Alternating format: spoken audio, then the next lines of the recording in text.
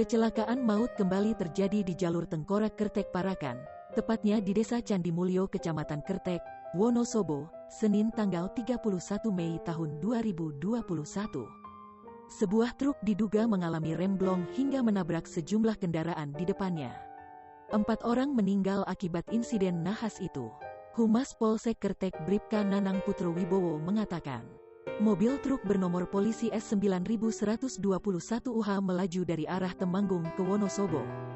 Truk itu diduga mengalami remblong karena melaju tak terkendali, kemudian menghantam sejumlah sepeda motor dan mobil di hadapannya. Diduga rem tidak berfungsi dengan baik, kata Nanang Putro Wibowo. Meski telah menghantam sejumlah kendaraan, truk itu masih terus melaju tak terkendali hingga terhenti dan masuk ke saluran